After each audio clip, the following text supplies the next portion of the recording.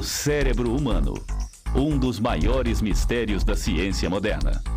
Inúmeras pesquisas são realizadas para ampliar nosso conhecimento sobre suas estruturas internas e para desvendar seu complexo mecanismo celular, sede da nossa inteligência.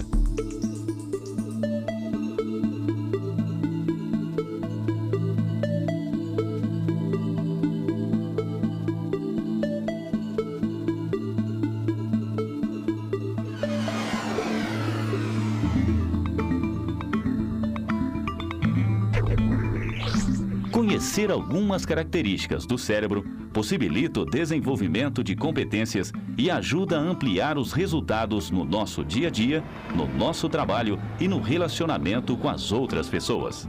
Com isto, responder a algumas perguntas importantes. Como melhorar as relações interpessoais? Como o cérebro atua durante o processo de resolução de problemas? Como a diversidade pode influir no desempenho de uma equipe? Cada um de nós pode perceber os diferentes comportamentos das pessoas e desenvolver ações práticas que ajudem a valorizar essas diferenças, permitindo a formação de equipes bem relacionadas e com melhores resultados. Essas equipes recebem o nome de Equipe Z.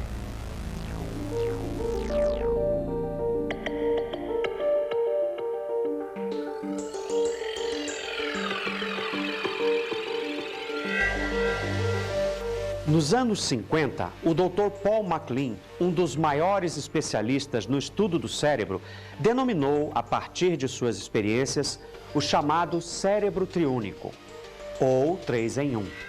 De acordo com seus estudos, o cérebro humano é formado por 3 sistemas fisiologicamente independentes, cada um funcionando de forma semi-autônoma e simultânea aos outros.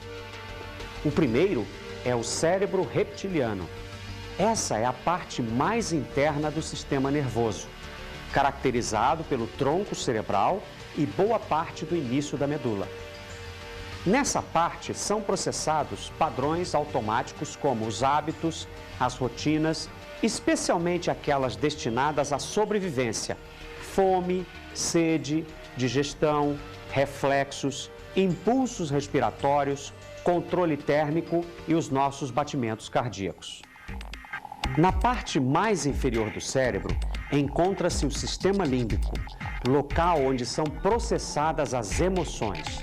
Aliás, esse sistema inspirou o trabalho de Daniel Goleman sobre inteligência emocional. Nessa região cerebral, encontram-se o tálamo e o hipotálamo. São centros ligados à resposta da dor e do prazer. Todos os órgãos do corpo possuem conexões com o sistema límbico, uma indicação científica clara de que as emoções humanas podem influir na função dos órgãos. A parte mais externa e frequentemente confundida com o cérebro em si é o neocórtex. Neo, que significa novo, foi o prefixo mais adequado para caracterizar essa parte do cérebro, por ser a mais recente e mais evoluída. O neocórtex, muitas vezes tratado apenas como córtex, é dividido em 2 hemisférios, o direito e o esquerdo, e é revestido externamente por uma camada cinzenta, possuindo uma zona densa em neurônios altamente especializados e capazes de realizar múltiplas tarefas simultaneamente. As experiências de MacLean revelaram aspectos importantes acerca dessas áreas e, principalmente, do fluxo de informações e de decisões do ser humano. A consciência e a inconsciência dependem da inter-relação entre esses 3 sistemas. Sempre que alguma situação é captada por um ou mais dos 5 sentidos que auxiliam o cérebro reptiliano, elas passam a influenciar o sistema límbico e depois é gerenciada pelo neocórtex. Mas qual a importância prática da compreensão desses sistemas? As reações humanas são respostas a determinações cerebrais. Cada uma das reações tem sua origem em regiões específicas do cérebro e obedecem a certos níveis de consciência. O entendimento dessas funções permite avaliar melhor o comportamento das pessoas e auxilia na identificação dos diversos perfis psicológicos, permitindo a formação de equipes bem relacionadas e com melhores resultados.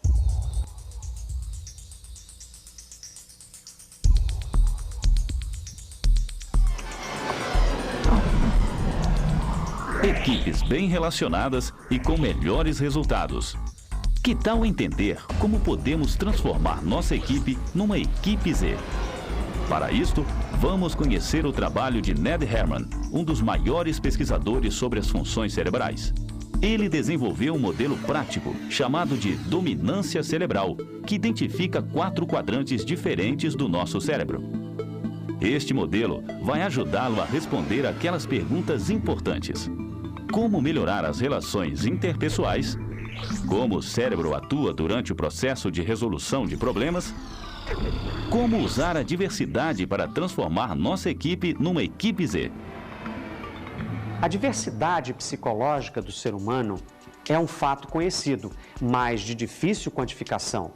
Entretanto, as 4 dominâncias cerebrais permitiram a criação de um modelo metafórico para agrupar comportamentos padrões.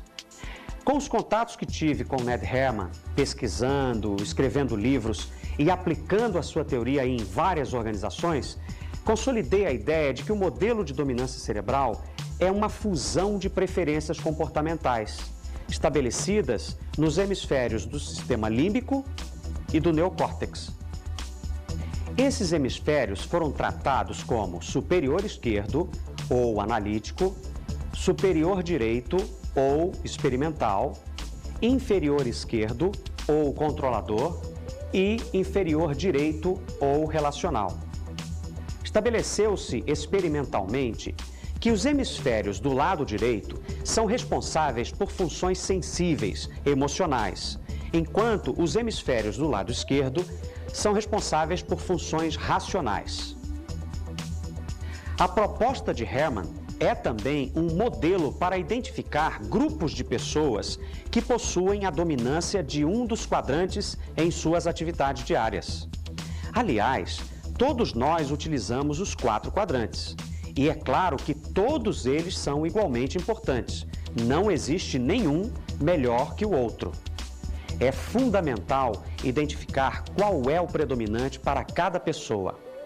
Valorizar e trabalhar positivamente essas diferenças, a diversidade de cada ambiente, vai provocar melhores resultados quando comparamos uma equipe com a outra. Desenvolvi um projeto por mais de 2 anos para uma multinacional envolvendo equipes na área de criação de novos produtos.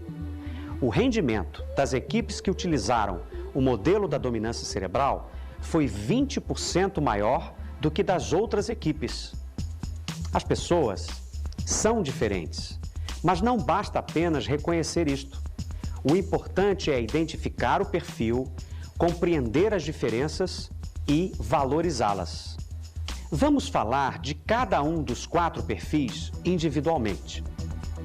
O analítico, como o próprio nome sugere, analisa, é lógico, crítico e realista.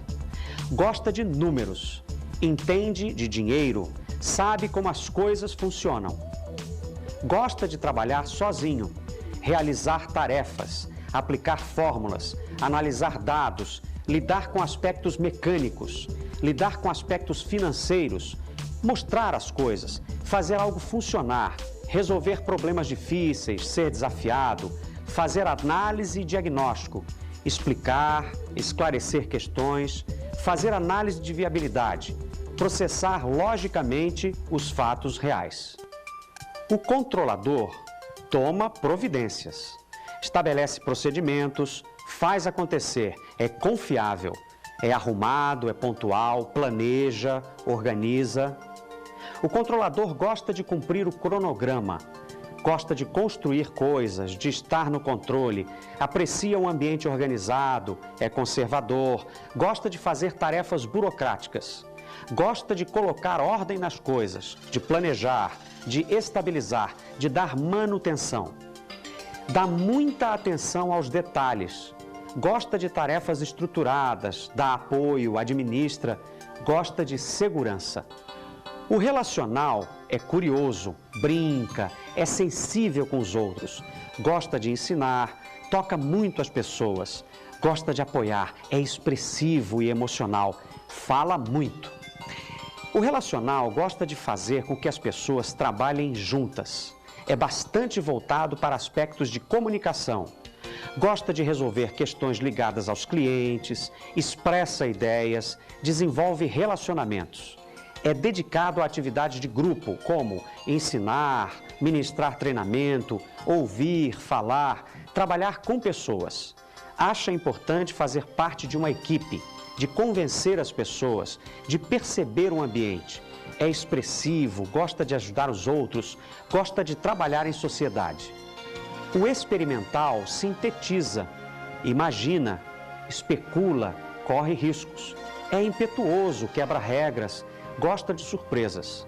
O experimental gosta de arriscar-se, de inventar soluções, de desenvolver uma visão, de ter variedade, de fazer projetos, de causar mudanças, de fazer experiências.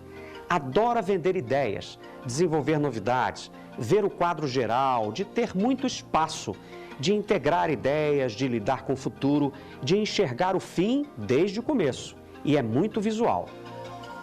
O modelo estabelecido por Herman, além de oferecer esse método para identificação de perfis, ainda permitiu identificar um algoritmo de solução de problemas. Ele foi obtido observando os deslocamentos das concentrações elétricas cerebrais das pessoas examinadas, quando solicitadas a resolver problemas específicos.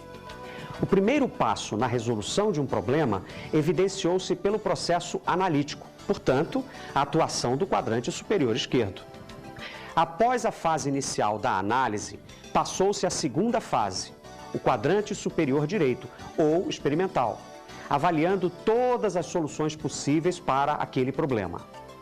Depois de levantar todas as opções, entrou-se na terceira etapa, a dominância controladora do quadrante inferior esquerdo. Nela, verifica-se de forma organizada e cronológica as opções realmente viáveis. A quarta etapa é caracterizada pela capacidade de implementar a solução escolhida, onde são utilizadas as habilidades do quadrante inferior direito, ou relacional. O mais interessante é que o processo de resolução de problemas alterna a utilização dos lados direito e esquerdo do cérebro, fazendo com que a criatividade seja maior nas pessoas ou nos grupos que conseguem executar melhor a transição entre os quatro quadrantes. O relacionamento interpessoal é também alvo de otimizações. Observa-se que as pessoas tendem a se relacionar melhor com pessoas cujas dominâncias sejam semelhantes. Por exemplo, um analítico costuma trabalhar melhor com outro analítico, mas as dominâncias próximas também têm razoável afinidade. Por exemplo, um analítico terá certa facilidade de integração com experimentais e controladores.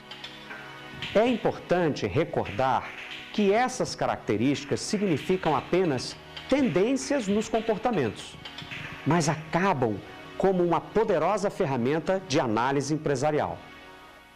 Assim como é importante a identificação dos perfis psicológicos, o fluxo de solução de problemas em uma empresa deve contemplar a passagem da informação por pessoas de dominâncias distintas, as quais poderão apontar mais criteriosamente todos os lados observados e, juntas, estabelecerem uma solução objetiva e definitiva.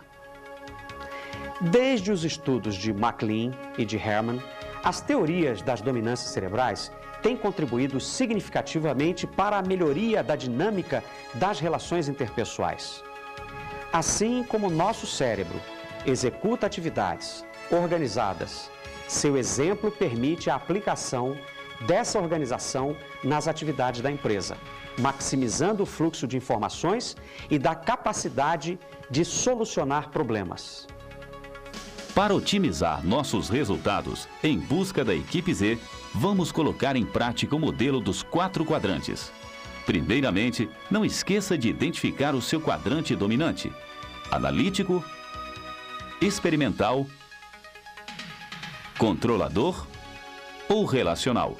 Lembre-se, todos nós utilizamos os 4 e é claro que eles são igualmente importantes. Não existe nenhum melhor que o outro e muitas pessoas têm mais de uma dominância cerebral. O mais importante é identificar qual é o predominante para cada pessoa, valorizar e trabalhar positivamente essas diferenças. Isto vai trazer melhores resultados para o grupo. Além disso, procure identificar também o quadrante de cada pessoa que se relaciona com você no dia a dia. Procure prestar bastante atenção ao seu processo de resolução de problemas, verificando sempre em que fase do Z você tem mais facilidade ou dificuldade. Geralmente, você se relaciona melhor com pessoas que tenham dominâncias semelhantes. Mas o desafio é aprender com os outros como desenvolver seu quadrante menos preferido.